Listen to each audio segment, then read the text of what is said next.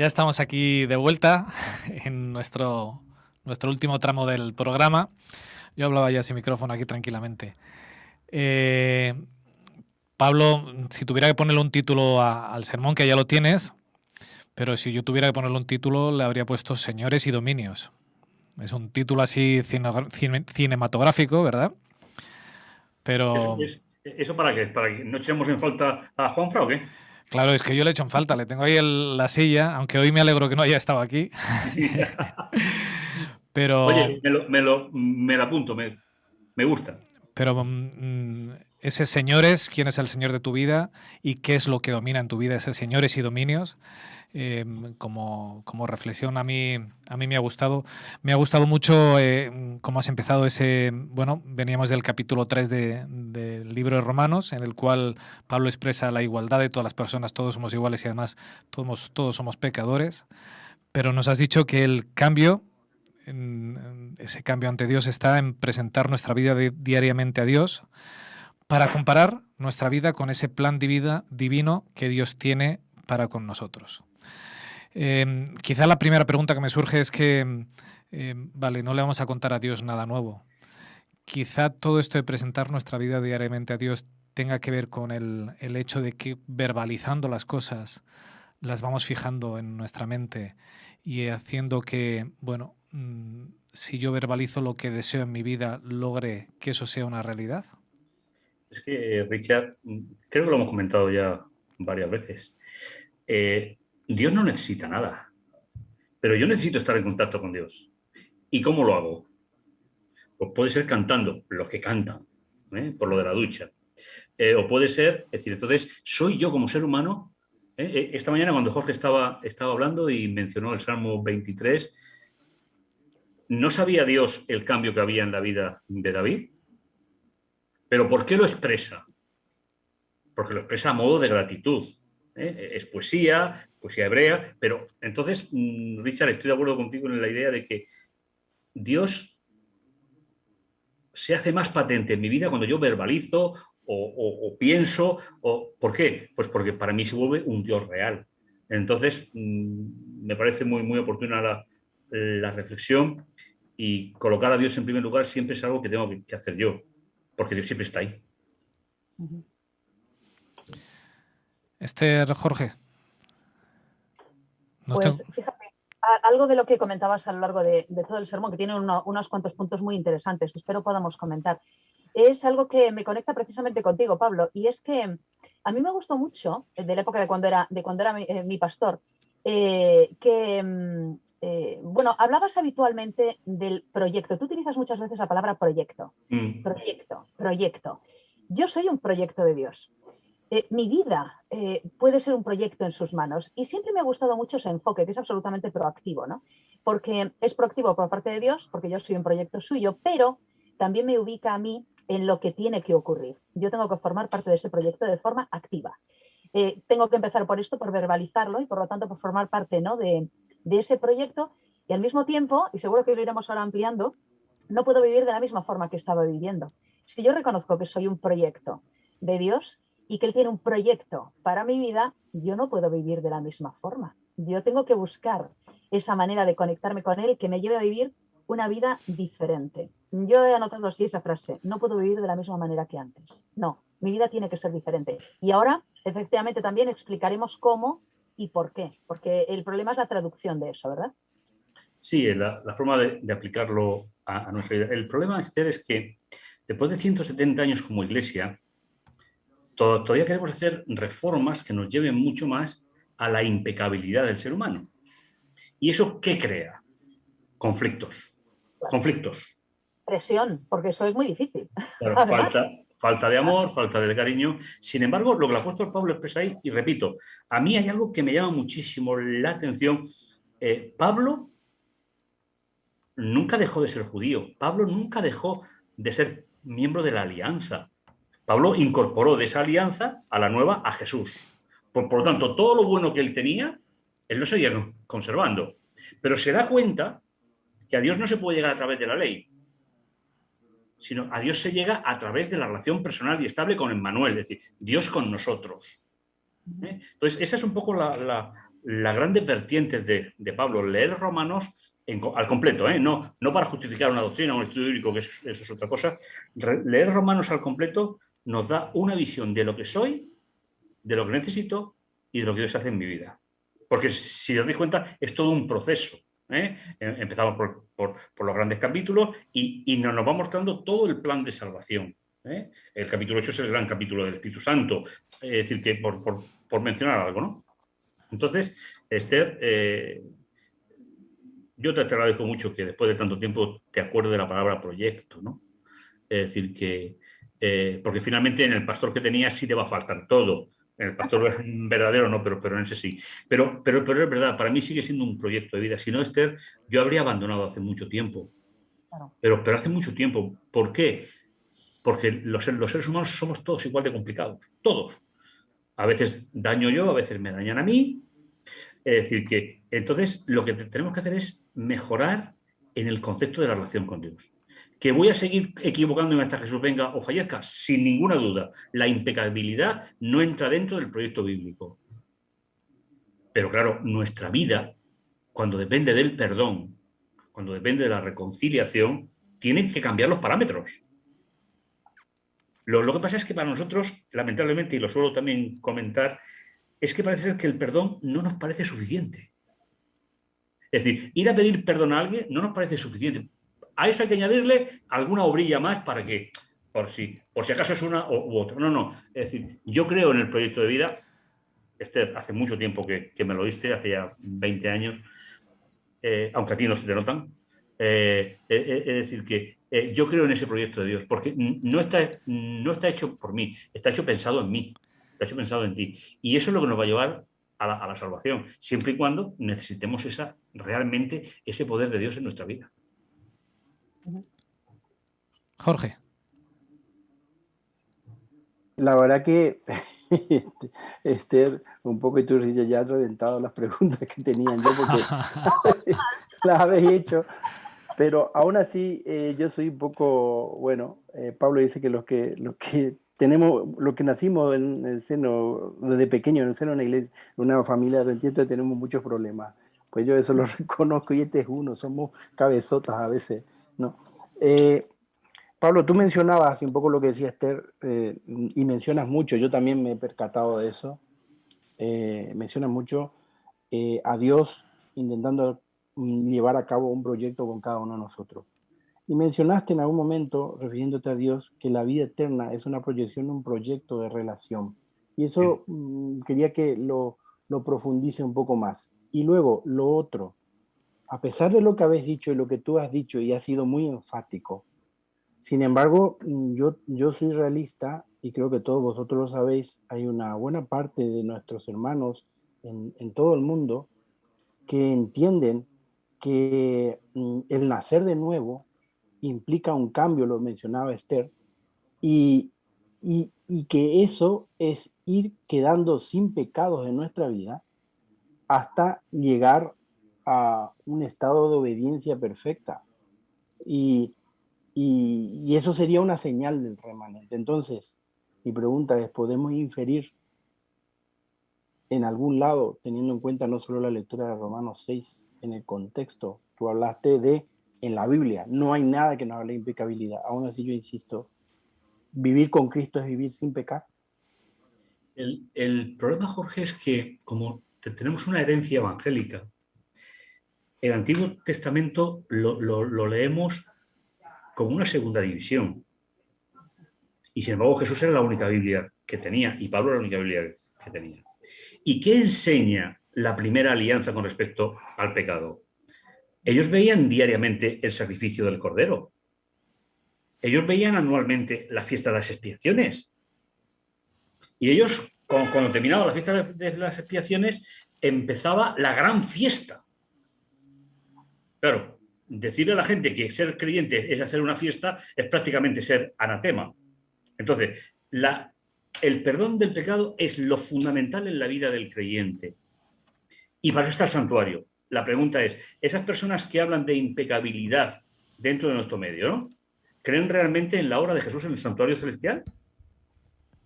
¿Para qué sirve el santuario? ¿Para qué sirvió la muerte de Jesús y la resurrección? Si seguimos la estructura del santuario, y no es la primera vez que lo comento, en el altar la culpabilidad, en el lugar santo el perdón, en el lugar santísimo la reconciliación. Ese es el concepto bíblico de salvación. ¿Por qué va a ser diferente en el Nuevo Testamento? Eso, Jorge, es una de las mochilas que traemos de la Reforma, donde llamaron precisamente Antiguo Testamento a la Biblia y Nuevo Testamento a la Biblia, cuando eso en los escritos bíblicos no está. Es la Biblia de antes de Jesús y la Biblia después de Jesús.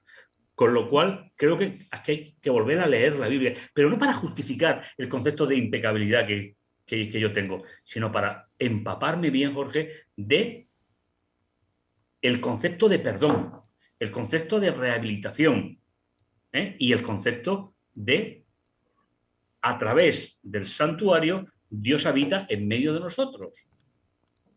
Entonces, es esa separación histórica la que nos juega una mala pasada a veces. Entonces, nuestros hermanos, yo los respeto, sabes que yo me he encontrado en las iglesias con todo tipo de creyentes, Esther también lo sabe, es decir, que nos hemos encontrado con todo tipo, ¿no? Pero yo les pido a ellos, Jorge, el mismo respeto que yo tengo por ellos. Porque al revés no funciona tanto el respeto. Entonces, que no me hagan pecar, jolines, que no me hagan pecar contra ellos. Es decir, yo creo en que el gran proyecto de Dios es la enemistad entre la mujer y su descendencia, la serpiente y la suya. Ese es el gran proyecto de Dios, que se materializa a través del tiempo. Y, Jorge, ¿y la primera cuál era? Que se me ha olvidado. Que mencionaste, dijiste, Dios, con respecto a la vida eterna, es una proyección o un proyecto de relación. ¿Te refieres simplemente al hecho de que vamos a vivir eternamente con Él, conociéndolo? No, me refiero ahora. Ahora, a esta vida. Vale. Es decir, a ver, el de luego será la consecuencia de. Pero ahora, ¿cómo vivo yo mi relación con Dios? Me dejo impregnar, es decir, me dejo envolver, que finalmente es lo que significa la palabra expiación, envolver. Me dejo envolver por un Dios maravilloso, o la imagen que proyecto de Dios es como si fuese un ser humano que se enfada, que castiga cuando yo me equivoco. Precisamente una de las grandes diferencias entre la religión medieval y la religión bíblica es la religión medieval, ¿qué hacía con los que pecaban? O lo que la Iglesia decía que pecaban. Jolín, por la famosa Inquisición, creo que está ahí como una buena tarjeta de identidad. ¿Y el perdón? Es decir, cuando nos convertimos en jueces de los demás, que es lo que ha hecho la Iglesia tradicional a lo largo de todos los siglos, y que lo sigue haciendo. Es decir, ¿dónde deja el papel de la relación personal con Dios? Por eso yo siempre hablo, porque de verdad es que estoy impresionado por ello. Yo me levanto por la mañana, oro, leo la Biblia, preparo todos los temas y tal, pero yo sigo impresionado cómo Dios se acerca a mi vida. Entonces, yo le diría a sus hermanos, que todos los conocemos, supongo que Richard, aunque no lo he mencionado, también se ha encontrado con muchos de ellos, yo les pediría que miraran más a Jesús y no a mi vida. Porque Jesús, la Biblia no dice que yo sea ejemplo de nada. No lo soy, desgraciadamente, ni para mis hijos, en muchas ocasiones, con lo cual yo no hablo de que el creyente tenga una vida libertina y que el creyente haga lo que... No, precisamente el nacer de lo alto, como lo dijo Nicodemo, significa cambiar la concepción de la vida y establecer una relación personal inestable con Dios. Eso a veces ya no lo repito tanto porque ya hasta yo mismo me canso de escucharlo. Pero finalmente, ¿qué es la religión bíblica? Relación con Dios. Pablo, quizás, igual te estropeo el siguiente sermón, pero...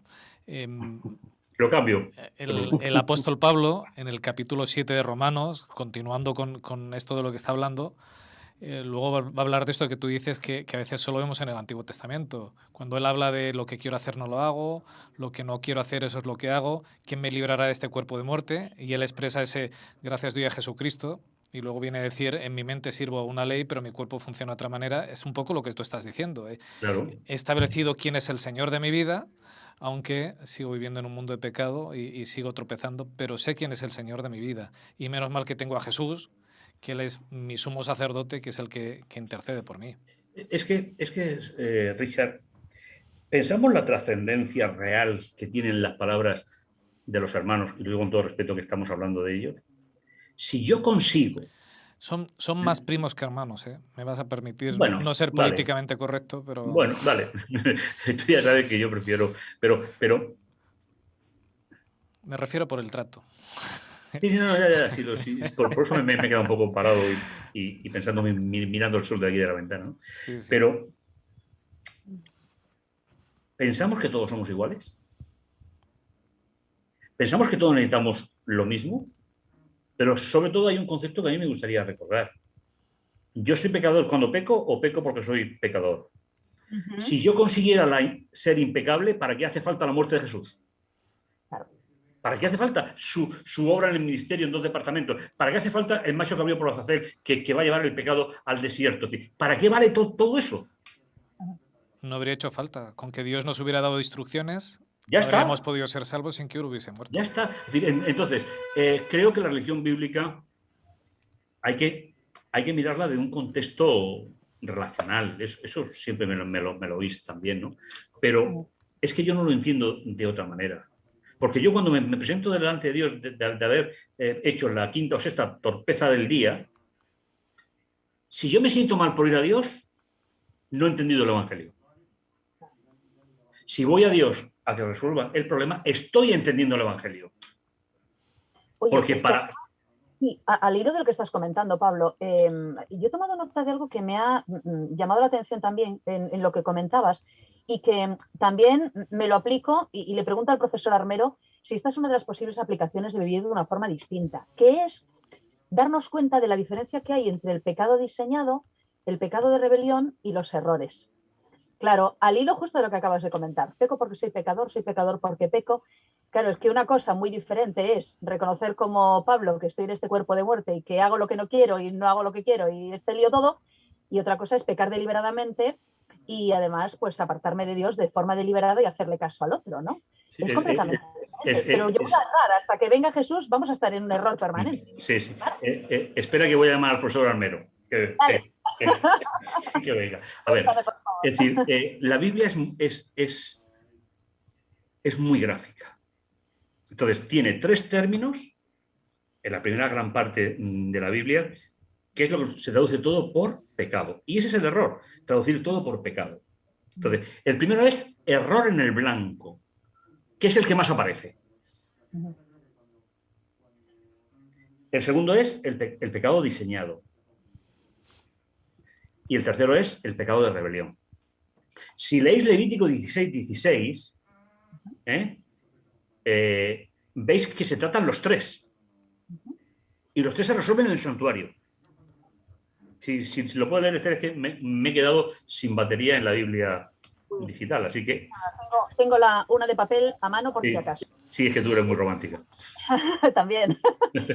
16:16 dice... Sí, dice... Purificará el santuario a causa de las impurezas de los hijos de Israel, de sus rebeliones y de todos sus pecados. De la misma manera hará también al tabernáculo de reunión, el cual reside entre ellos en medio de sus impurezas. Se mencionan 3 conceptos de pecado. El pecado por error, al blanco, que debe ser el único que predomine en la vida del creyente, mientras que el no creyente pueden predominar los 3 sin ningún problema. El asesino. Es decir, a ver, ¿yo puedo matar a alguien? Hombre, puede ser un accidente con el coche, pero sería un error. Entonces, la definición de pecado nos va a llevar siempre a la definición de salvación. Y aunque en el santuario se resuelven todos, los 3,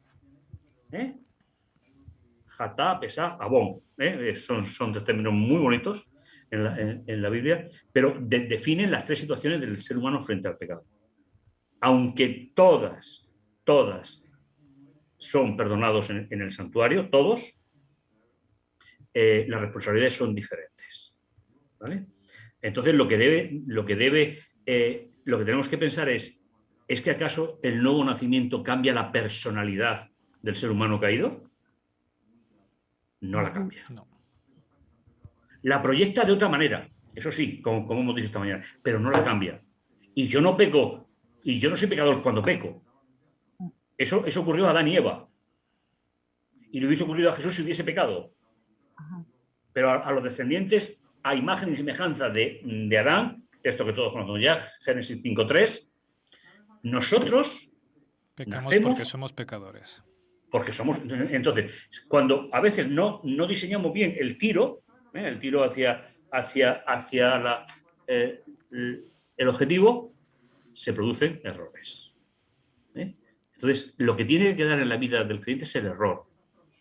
Me ha sorprendido, he hecho un mal cálculo, me he equivocado.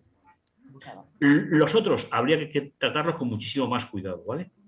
Pero bueno, finalmente yo he conocido asesinos en cárceles donde si entregaron su vida a Jesús, aunque tengan que pagar para los seres humanos, delante de Dios el tema está terminado. Hay solución. Entonces, para Dios siempre hay solución. Claro, y siempre es a través del santuario. No sé por qué todos los días hablo de él, no sé si es que me lo he inventado, pero al final del mundo que reside en medio de ellos, en medio de sus impurezas, que es claro. Una idea. Así termina, ¿verdad? 16-16. A pesar de todo, en medio de nuestras impurezas, Él reside entre nosotros. Es que mira, es que esa es la realidad de nuestra vida, Esther. Es que es la realidad. Y deberíamos de llevar mucho cuidado porque de verdad a veces transmitimos a nuestros hijos, a las personas que llegan, les transmitimos un concepto equivocado de su vida y eso lleva a la desesperación o al abandono. Porque aparte, los padres no somos perfectos delante de nuestros hijos. Ahí Esther tiene suerte, porque los que te criticarán no serán tus hijos, serán otros. ¿No? Bueno, es como los hijos, solo que desde diferente perspectiva. Sí, no, ya. Pero con relación al comentario que hiciste anteriormente. Pero de verdad, yo sigo insistiendo porque finalmente es lo que el Señor a mí me dice cada día. A ver, yo soy un teólogo, es verdad, pero no soy un teórico. Es decir, me gusta ser muy práctico. Es decir, una vez que entiendo el concepto, me gusta ser muy práctico. Y para eso necesito teología. Yo, otros no, yo. Entonces, ¿qué visión tengo de Dios? ¿Y qué visión tengo de mí mismo? Pero sobre todo también tengo que incluir qué visión tengo de lo que es el nacimiento de lo alto. Es el cambio de dirección de vida. Y lo que decíamos en el sermón, ¿no? ¿Quién manda en mi vida? ¿A quién le paso el poder? Creo que ese es el gran cambio que se realiza. Y Pablo entendía muy bien. Pablo había pasado toda su vida presentándose a Dios con el cumplimiento impecable de la ley. Y cuando conoce a Jesús, ¿qué le pasa? ¿Seguía teniendo la misma mala soja que tenía antes? Que se lo pregunten a Pedro. Yo creo que tiene liberación y paz, Pablo. Claro, Richard. Y eso es lo que ofrece el Evangelio. Y cuando Jesús venga seremos transformados. Si es que lo dice el propio Pablo en 1 Corintios 15. Seremos transformados. ¿Por qué? Porque yo dejaría de ser un ser humano si mi naturaleza cambiara con el bautismo. Sería, pues no sé, no soy un extraterrestre ni soy terrestre, pues no sé lo que sería, ¿no? Yo hoy, a riesgo de terminar siendo una piedra en el zapato y que no me vuelvan a invitar más. Eso no va a ocurrir, Richard, eso es lo que él querría. Posiblemente. No. El tema también, Pablo, ¿sabes qué? Y Richard y Esther, yo creo que todos ya somos mayores, hemos tenido nuestras propias experiencias diferentes, pero vivimos dentro del mismo pueblo. Es que muchos ahora pueden pensar o pueden decir, escuchando todo esto, que entonces no se genera ningún cambio. En realidad, no se está generando en nuestra vida ningún cambio. Yo estoy haciendo el papel de abogado, no sé si cabe la expresión del diablo. Y luego también pueden decir, o también pueden llevar a a diferir con lo que estás diciendo, Pablo, el que yo quiero aclarar, yo estoy totalmente de acuerdo, ¿no? Es que Menos mal. no, eso yo quiero dejar claro. Lo que pasa es que yo quiero, estoy haciendo el papel de Juanfra, el tratar de remover el avispero para ver qué pasa y que Richard no lo extrañe tanto. Mira Perdona, que- Jorge, no que le llegas, ¿eh? Hoy que no le tengo yo aquí, digo, vamos a tener un programa tranquilo. Pero para que no lo extrañes tanto, Richard. No, Pero está bien, está bien. es, Plantear dudas Es lógico. está es bien, lógico. está muy bien, porque además aclarar historias siempre es necesario. Sigue, Jorge. sí y no, en el sentido que, de acuerdo a lo que estamos hablando, muchos pueden decirnos, ¿vale?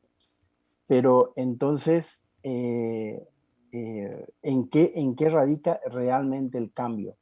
¿En qué radica el cambio al introducir a Jesús en nuestras vidas, ¿no? Y luego, algo que yo he escuchado desde hace mucho tiempo en nuestra iglesia, y es que se toma, claro, se hace un uso concordático de ciertos versículos donde dice que en un momento dado nosotros seremos unos perfectos observadores de la ley en nuestras vidas, y reflejando eso, pues nos convertiremos en el remanente, ¿no? No lo que somos nosotros y el pueblo de Dios, sino el remanente. Y saben que ahí entra el tema de los 144.000, etcétera, etcétera. Entonces, ¿yo qué le digo a esa persona? Como tú dices, yo prefiero de ir llamándole hermanos, Richard, para tratar de no abrir más distancia, por más que ellos me tiren piedra, no importa. ¿Qué le digo yo a ese hermano en una conversación privada, cara a cara, cuando empezamos a tocar estos temas? A ver, Jorge. El tema no es fácil porque el fundamentalismo es mucho más exigente que lo que no es fundamentalismo, ¿vale? Pero, Jorge, si tú hubieses estado con tu hijo, lo que has contado, y no hubieses sido creyente, ¿hubieses leído el acontecimiento igual? No, No, de ninguna manera. Si Esther no andara con el Señor, ¿hubiese leído su problema? Que ya no es problema, mira lo lozana que está. Es decir, ¿lo hubiese leído igual? ¿No? ¿Y qué trae al corazón del ser humano leerlo de una mala manera o una buena manera? Eso regenera. Jorge, tú eres médico. Es decir, tú sabes que las enfermedades psicosomáticas paralizan todo el cuerpo. Eso no, además no quiero hablar más para no meter la pata, ¿vale? Pero lo que tenemos que mostrarle a las personas que piensan así, por supuesto sin criticarlas, sin excluirlas, no, eso no corresponde a nosotros. Pero desde luego hay algo que es fundamental. ¿Qué paz trae a mi vida el perdón y cómo proyecta mi vida hacia los demás el perdón de Dios? Eso ellos no lo podrán experimentar nunca, Jorge. Entonces, a lo mejor no lo puedo explicar en una primera instancia, pero si mi vida sigue siendo feliz, si me viene un acontecimiento negativo, pero sigo estando con Jesús, sigo caminando y no me lamento de lo que no debo de lamentarme, el ejemplo que estamos dando es monumental, ¿eh? Es importantísimo. Con lo cual, yo no pretendo convencer a nadie, ¿eh? Yo, cuando explico la Biblia, tal, es decir, eso sí lo hace será el Espíritu Santo, pero desde luego no es lo mismo, ¿eh? La andadura de la vida de una persona que se acepta como pecador y acepta el perdón y cómo se proyecta y cómo se renueva, que la persona que no lo ve. Vamos, yo creo que estar todo el día tan triste y tan estresado por la salvación, de verdad que yo no sé si es rentable al final, ¿eh? Lo digo sinceramente. ¿Por qué? Porque la religión es un cachito de cielo en la tierra. Y a veces, pues oye, es verdad que hay problemas, somos una familia grande, en las familias todos tenemos problemas, pero finalmente yo hablo de mi situación personal. Yo le doy mucho valor al perdón, le doy muchísimo valor a la reconciliación. ¿Por qué? Porque conocerme a mí ya me conozco, Jorge. Si es que yo, de verdad, para meterme en problemas no necesito a vosotros. Es decir, entonces, a mí no me preocupa tanto, Jorge, que la persona se convenza como que yo estoy convencido de que lo que estoy explicando se ajusta a la Biblia. Vamos a dar paso a nuestros oyentes. Voy a aclarar primero, Jorge, esto de primos y hermanos. Es muy sencillo. Es que yo creo que aquí somos familia. Y para ser familia nos tenemos que tratar como familia.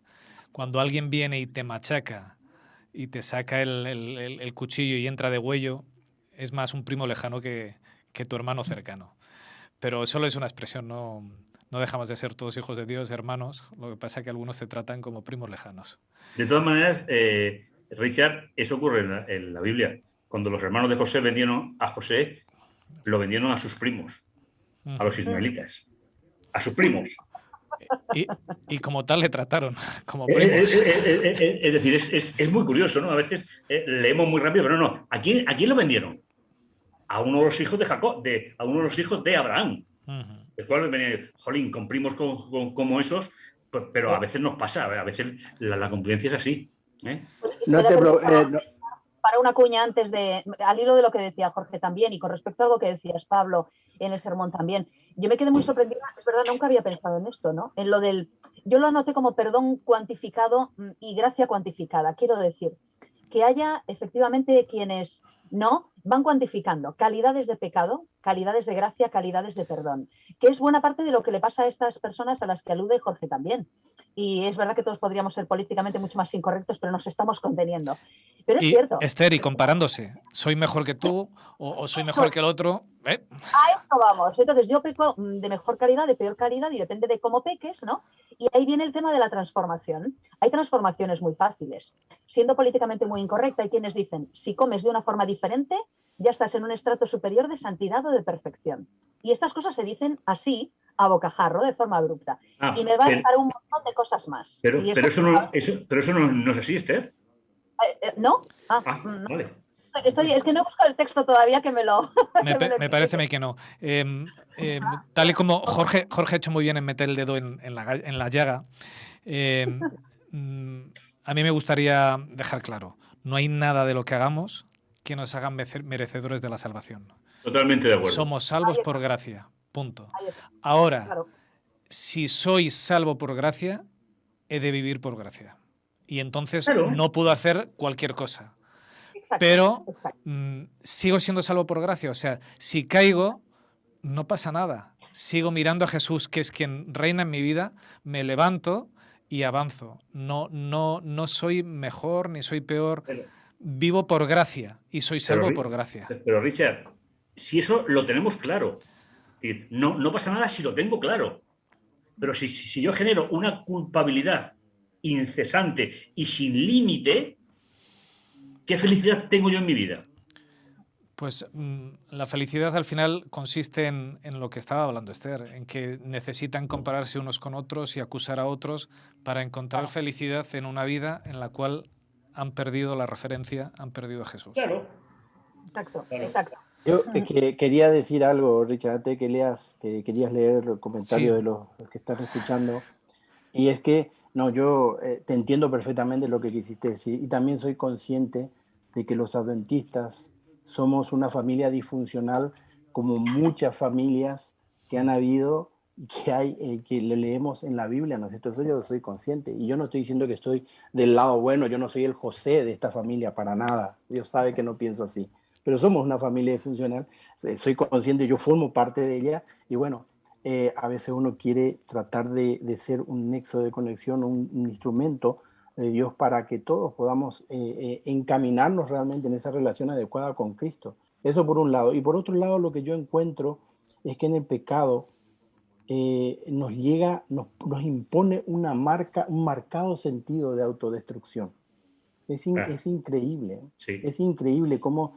Y esa es la explicación de por qué a veces somos duros, porque está también la otra cosa, y otra vez la piedra en el zapato. Es decir, nosotros hemos heredado consciente y conscientemente de la iglesia madre el pecado mortal y todos los demás pecados veniales. Pero yo muchas veces veo cómo muchos chicos, y me preocupa más que eso, ¿no?, se sumen en una espiral y que se van hundiendo progresivamente. Y yo me pregunto, ¿qué puedo hacer yo para a Dios, o sea, utilizándome a mí como instrumento, sacarlo de esa espiral? Porque es lo que yo noto que el pecado provoca en nuestra vida, ese sentido de autodestrucción, cuando que Cristo nos quiere dar todo lo contrario, vida.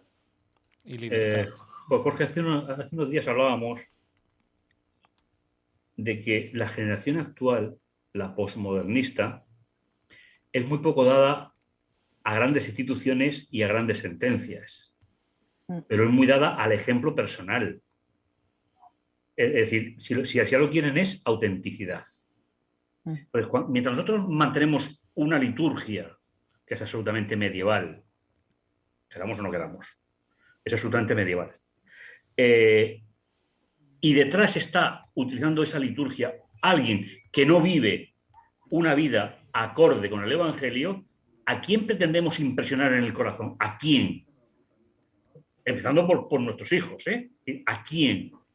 Entonces Jorge, yo creo que hay que hacer, sobre todo hay que dar ejemplo, pero el ejemplo verdadero, el ejemplo con el silencio, ya que somos una familia. Y como bien decíais, buscar en la Biblia y no hay ni una sola familia que funcione bien. De Génesis a Apocalipsis, ni una. Entonces, ¿a qué me estoy refiriendo? Me estoy refiriendo a la idea de que para las generaciones modernas, nosotros, Jorge, ya pintando canas como pintamos, pues ya, pero el ejemplo, el tiempo será el mejor consejero para esas personas. No consiste en convencerlos en media hora de discurso, es autenticidad, vivir el Evangelio, vivirlo, pero me refiero, sin que tengamos que hacer alarde de que lo soy, simplemente vivirlo de forma natural. Cuando me encuentro con esas personas, me voy a la iglesia, de verdad. ¿No te das cuenta que a veces el ritual es el que crea el problema? Si de rodillas, si de pie, si cantamos esto, si no cantamos esto, si se puede tener un instrumento de cuerda o más percusión o menos percusión. Esther, a que te suena mucho. Las formas. A mí me suena. Entonces, autenticidad. Si Dios no nos hace iguales, porque tenéis muy mala suerte de no ser todos como yo. Tenéis muy mala suerte. Pero ¿os imagináis lo que sería el mundo, todo el mundo como yo?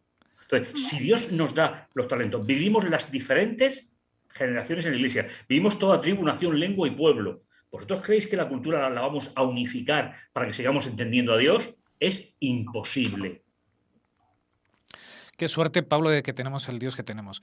Jorge, es verdad, yo tampoco soy un José, pero me da igual, porque ahí tienes Leví, que era un pieza, y de ahí salieron los sacerdotes. Tienes a Judá, que era un pieza ascendiente de Jesús. Así que con Dios, claro, con Dios no hay problema. Él es capaz de cambiar cualquier pieza que se encuentre por el camino para hacer auténticas joyas en sus manos. Richard, totalmente de acuerdo. Ahora que dices eso me acuerdo. El más bueno de todos, que era Benjamín, es intrascendente en la historia del pueblo. Es verdad. Sí. ¿Es verdad? Vamos a los comentarios que se me acumulan y luego me dejo la mitad y me da una pena que no lo sabéis bien. Inma decía, tenemos el mejor defensor y ayudante para pelear frente al pecado, y es Jesús.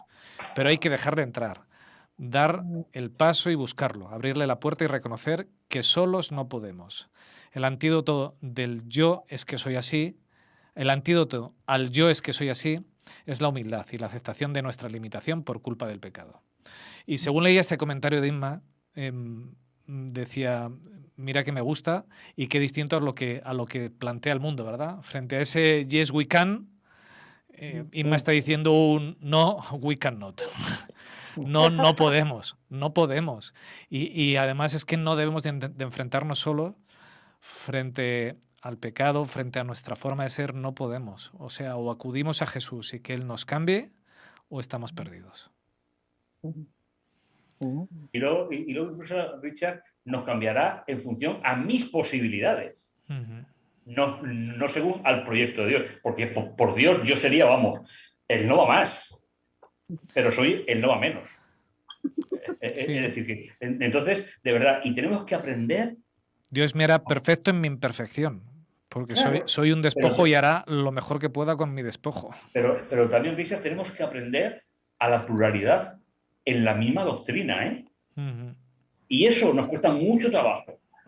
Mirad, las iglesias que están aisladas geográficamente son mucho más fundamentalistas que las iglesias metropolitanas. ¿Por qué? Pues porque viven muy aislados, prácticamente no va nadie y se van realimentando, que es lo que le pasó a las iglesias del este, hasta que se cayó el telón o tiraron el telón y pudieron conectar con el resto de la Iglesia a nivel mundial. ¿Vale? Entonces, lo que tenemos que hacer es convivir. Lo que tenemos que hacer es compartir. Pero sobre todo, escuchar. Y finalmente, porque lo que te comentaba, vivir. Y vivir un compromiso con Jesús. Y no lo voy a convencer inmediatamente. Mira, yo viví un tema de una agresión verbal muy fuerte de un miembro de iglesia. ¿Sabéis? Yo no respondí. Todavía le cuesta trabajo mirarme la cara. Y han pasado ya algunos años. Si hubiese respondido, se hubiese reivindicado en su proyecto. Lo único que sentí es que mi hijo estaba delante, no era tan mayor como ahora y posiblemente no lo pude proteger todo lo que yo quería. Pero todavía no me mira la cara. y yo, sin embargo, a él, cuando lo veo, lo saludo, pero tenemos que ser capaces a convivir juntos. Adelante, Richard. Tenemos más comentarios. Mira, por cierto, decías que Benjamín había sido intrascendente y nuestros oyentes, que son más espabilados que la una, Joaquín nos dice, pero Benjamín nos regaló al apóstol Pablo. Cuidado, ¿eh? Vale, Joaquín. Por dejarme en feo, ¿no? Te lo agradezco, de verdad. Te mando un abrazo. Esperando hombre nuevo, tenemos varios comentarios, pero me voy a quedar con dos. Dice, creer que llegaremos a ser de otra manera en este mundo es adelantar la glorificación que claramente es con la venida de Jesús. Claro. Jesús no pidió imposibles con nuestra naturaleza heredada. Nos pide que nos unamos a Él, lo único posible ahora, y Él terminará lo que comenzó. Claro. Es así de sencillo, ¿verdad? Sí. Lo que pasa es que luego nos cuesta, no sé por qué nos cuesta en ponerla en la práctica, pero por lo menos el teórico le tenemos aprobado. ¿Le echamos la culpa a la iglesia medieval y nos quedamos tan tranquilos? No, en esto me temo yo que la medieval podía haber hecho algo, pero esto lo hemos asumido nosotros también, ¿eh? Sí. Sí, en esta tenemos nuestra propia culpa. Nos dice Joaquín, dice, el andar en gracia lleva aparejado el propósito de morir al pecado y vivir cada día intentando agradar a Dios y recibir gracia para agradarle cada día. Sí. Sí. Esto está mejor que lo de Pablo y Benjamín, ¿eh? Joaquín, es decir que... Es así. No hay que conformarse, lo dice el apóstol Pablo. No os conforméis a este mundo, ¿verdad? No hay que conformarse, pero tampoco el... Pero no somos extraterrestres. Eso es. Y aunque sea una frase, hay que salir del mundo. Bueno, ¿y dónde me voy? Esa es una buena pregunta. Es verdad, ¿a dónde? Es decir, ¿dónde me voy? Es decir, ahí la palabra mundo, una de las acepciones en griego es el hombre interior. Es decir, lo que soy sin Cristo. No se refiere al planeta. Pero parafraseando, oye, dame una solución para mi vida y dime dónde me voy si no soy de este mundo. Cristo fue muy claro en ese sentido. Pablo, él dijo, Padre, yo no te pido que los quites del mundo, sino que los guardes del mal. Efectivamente. Así es. Tenemos un último comentario de Abigail que dice, y si la única doctrina, profecía y misión válida que debemos cumplir es amar al prójimo en hechos y verdad, para eso necesitamos la transfusión permanente de la influencia de Jesús en la vida. Jolín, qué bonito. Qué oyentes más poetas tenemos, oye. Qué maravilla. Que ni más ni menos es ese Pablo, eso que nos decías hoy, de acudir diariamente a Jesús, ¿verdad? Para que nos haga esa transfusión de su amor en nuestras vidas. Yo tengo una idea que no sirve para nadie, solo para mí. Me gusta ir al santuario por la mañana y por la tarde, siguiendo el ciclo israelita. Y yo eso sí que lo aconsejo, es decir, que porque Jesús ha estado haciendo el continuo hasta 1844 y tiene que tener valor para mi vida por la mañana y por la tarde. ¿Por qué? Porque los israelitas es lo que sentían. Y finalmente, ¿cuál es la Biblia donde yo tengo que aprender el plan de salvación? Ellen White dirá que todo el servicio del santuario israelita era una profecía del Nuevo Testamento. Y dice que la clave para abrir esa profecía ¿eh? Entonces, de verdad, vamos a ser menos teóricos, vamos a ser más prácticos, vamos a ser más útiles, ¿eh? Es decir, útiles no con lo que digo, sino con lo que soy. Y con lo que Y hago. luego, lo que digo estará amparado por lo que soy, normalmente. Elena White, Pablo, dice también que es clave y fundamental entender perfectamente lo que implica el santuario para nuestra vida Sí, sí. de cara a la salvación. Sí, Eso sí. está claro, ¿no? Además que es el gran descubrimiento de la Iglesia Adventista, la doctrina del santuario, y a veces nos cuesta como Iglesia el ponerla en valor y el aplicarla, y es básica para nosotros. Tenemos que ir terminando. Has hablado, Pablo, también, versículo 12, nada que ver de lo que estamos hablando hoy con la gracia barata, ¿verdad? Cuando el apóstol Pablo dice, no reine pues el pecado en vuestro cuerpo mortal, de modo que lo obedezcáis en vuestros apetitos, no tiene nada que ver con la gracia barata lo que estamos hablando aquí. Como he dicho, Richard, los dos textos más complicados para la lectura concordática de la Biblia son el 7 y el 10. Lectura concordática, porque tú a mí me acabas de decir que si sigues leyendo hasta el 12, te está dando la solución.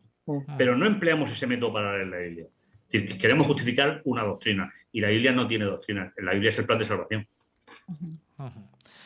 Pues tenemos que ir dando ronda final. Hoy nos hemos quedado, bueno, llevamos ya casi una hora aquí de charla de esta zona mixta, pero nos hemos quedado cortos. Yo tengo muchas cosas anotadas que me las voy a tener que saltar. Esther había dicho al principio que tenía muchas también. Me parece que te va a pasar como a mí, ¿verdad?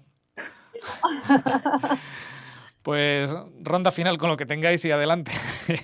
Yo tengo una sola, y abro finalizar lo mío. Yo tengo una sola. Dale, Jorge. Me quedo con una declaración que en algún momento, antes de su charla, Pablo dijo, y es que Dios quiere ser el Señor de nuestras vidas para proyectarnos aquí y hacia la eternidad. Paulín, qué buena frase. La has dicho tú, Pablo. Oye, pues justo yo anoté lo mismo, me dejé para el final esto. Una pregunta, ¿quién es el Señor de mi vida? Y si es verdad que el Señor de mi vida es quien es, va a producir un cambio de mentalidad en mí, va a producir un cambio de relaciones, porque ese cambio de mentalidad va a producir el cambio de relaciones y me va a proyectar otra vez con el proyecto hacia la eternidad. Pues yo es con lo que me quedo y yo creo que ese es el planning de vida. Quiero permitir que el Señor de mi vida cambie mi mentalidad, por lo tanto cambien también mis relaciones, tienen que ir a mejor siempre y me proyecta hacia la eternidad. Es un bonito proyecto de vida. Sí, mira, Esther, como mi último comentario. Sin entrar en estructuras sociales ni políticas, pero cuando a Jesús se le presenta como Rey de Reyes y Señor de Señores, se nos está presentando un concepto de vasallaje. Es decir, el rey me protege y yo ayudo a esa protección. Eso es fundamental. Repito, no estoy hablando de política, no estoy hablando de monarquía. No, eso a mí no me termina de aunque yo tengo mi propia opinión, ¿no? Pero el que viene es el Rey de Reyes. Sí. Y yo sirvo en vasallaje, positivo, pero en vasallaje, a ese Rey de Reyes. Mi misión es servirle y su misión es protegerme. A mí me parece que es algo realmente necesario en la vida del creyente. Pues yo me quedo, Pablo, con una frase tuya también que has dicho, tenemos necesidad de un cambio de señorío, porque solo hay dos señores, o Dios o el que instigó la rebelión. Y nos has dicho, quien no vive bajo la protección de Jesús no puede luchar contra el pecado. Vive bajo la tiranía del pecado. Así que ha sido un placer tenerte de nuevo esta semana también en el sermón, Pablo. Un placer. Tenemos que terminar este programa 202 de La Iglesia en Casa. Ha sido un gusto contar con vosotros, Jorge, Esther. Hoy os vamos a dejar de forma distinta, porque había un tercer y último vídeo de colaboradores, así que lo vamos a pasar como final de programa. Y bueno, la semana que viene, de nuevo aquí a las 10 de la mañana, La Iglesia en Casa. Que Dios os bendiga mucho. Gracias, encantado, un placer y saludos a todos. Buena semana. Buena semana.